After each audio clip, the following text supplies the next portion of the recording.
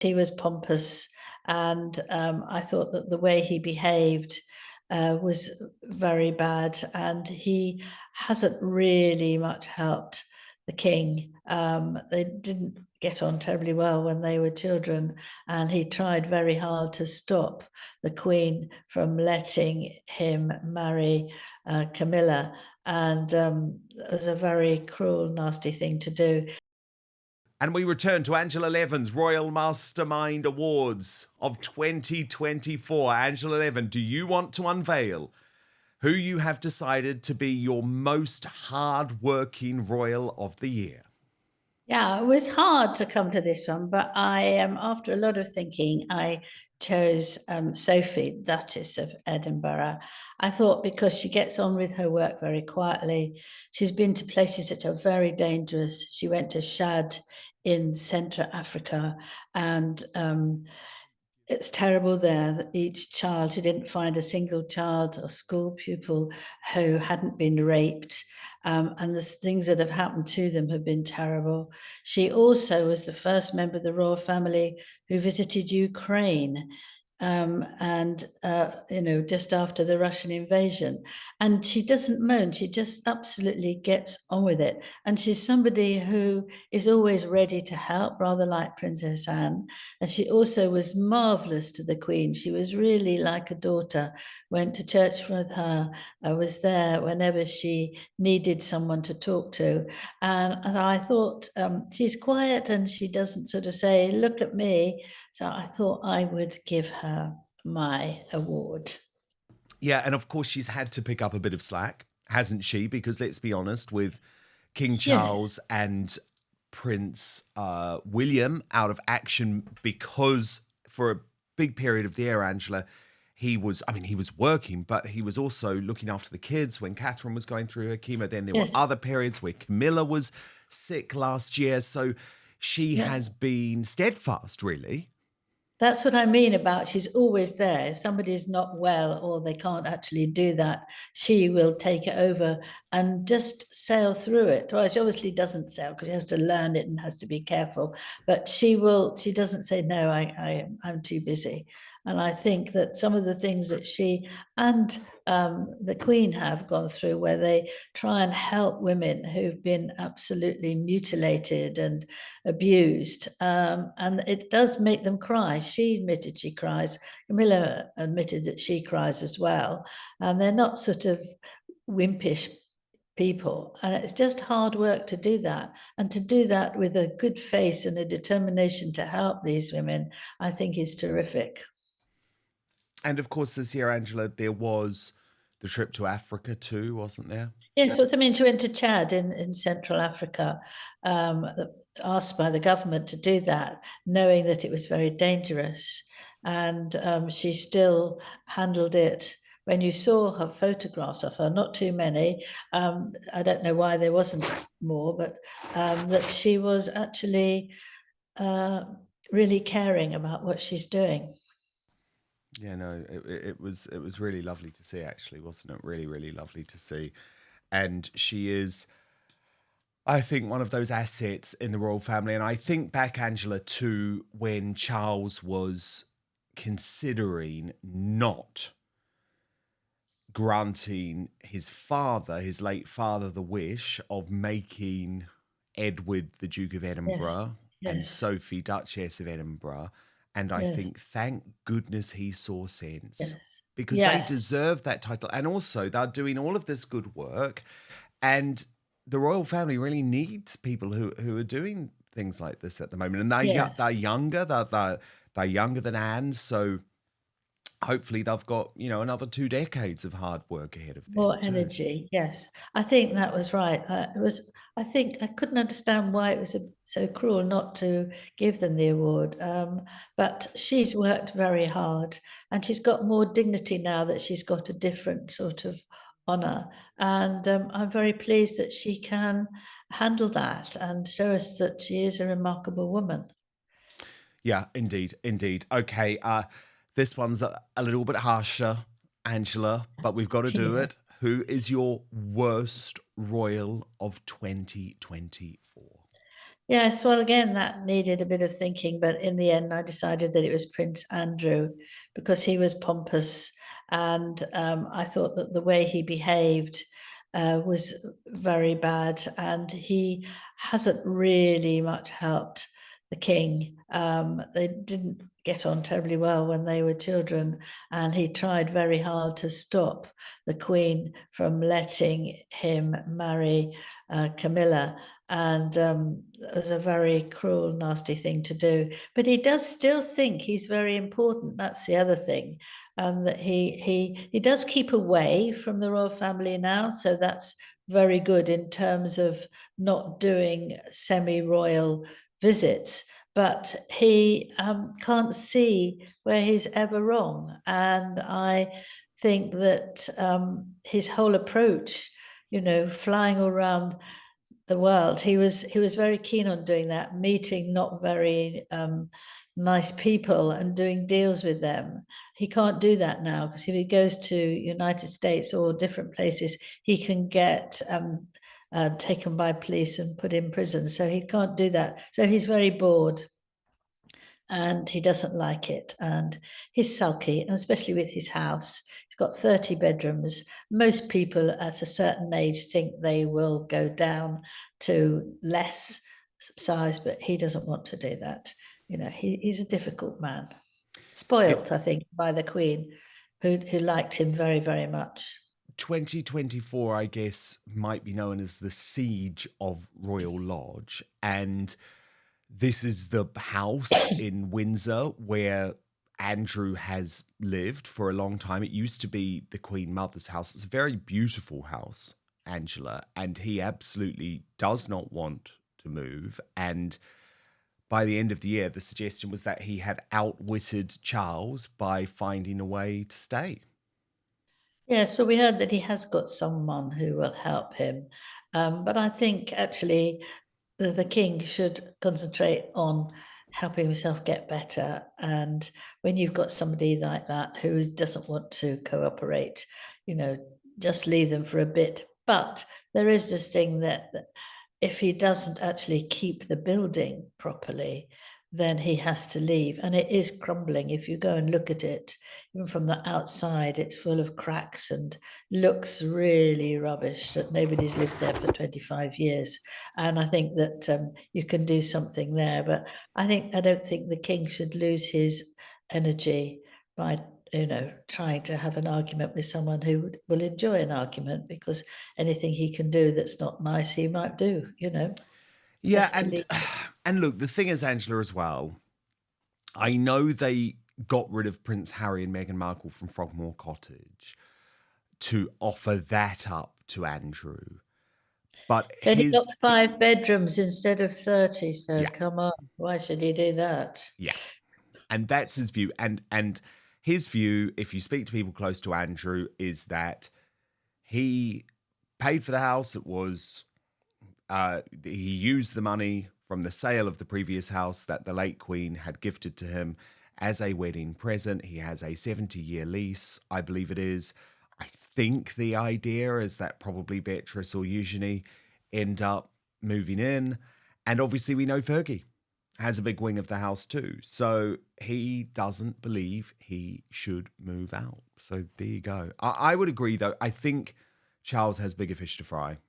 You know, Yeah. just These are leave your very brother in the difficult house. times, and I think he needs to do that and put it to one side. But as you said, if they don't keep the house up, if he doesn't keep the house up, then he won't be allowed to stay there. That's the thing. Not that they want it to fall apart, but in his contract, it says certain things that he has to do every so many years, and he's not doing it. Yeah, the maintenance of the house, and Yes, our yes. understanding is that King Charles has now withdrawn his allowance to Prince Andrew. Yes. So how is he paying? And the protection, he's not paying for the protection either. And he's not giving him £1 million that he gives them every year just to help him out. So, if he's getting it from somewhere, it'd be very interesting. I wonder if his daughters are helping him, but I wouldn't even know if that was right. But first, if you want to look sharp for all of these New Year gatherings, check out the latest masterpiece from Manscaped, the Chairman Pro electric foil shave. Now, trust me, it's like so beautiful on your face. I use it and it guides you to a smooth, irritation-free shave. Let me show you the goods. The German Pro is armed with not one, but two interchangeable skin-safe blade heads. Think of them as your grooming superheroes. The skin-safe 4-blade foil for when you want that baby's bottom smooth, and the skin-safe stubble trimmer for when you want to keep some stubble but clean it up a bit. Both keep you looking sharp while minimizing razor burn and irritation, because nobody wants to show up to your party looking like you lost a fight. But wait, there's more. The Chairman Pro has Flex Adjust technology, which is a bit of a miracle of shaving. Actually, the blades and pivoting head adjust to every curve of your face and are gentle on the neck area, so you can go ahead and kiss that awkward jawline patch goodbye. If you want even more precision on the right side of the bracket, I find this personally very, very helpful. There's a precision lock. So when you lock it, the blade head sits firm so you can achieve a more precise shave for the particular areas that you want to get to. Here's something that will make your grooming routine even easier too. The Chairman Pro waterproof, so you can use it right in the shower. And the waterproof feature doesn't just make shaving easier, it also simplifies cleanup too. Just a quick rinse under the sink and you're all set. The Chairman Pro isn't just for daily shaves either. It's powerful enough if you want to tackle 5-day growth, making it perfect whether you're shaving every day or just tidying up after a few days. And with up to 75 minutes of runtime on a single charge, you'll have plenty of juice to go. It even has a travel lock too. This is great because you know how annoying it is when your shaver turns on in your bag and it runs out of all the battery.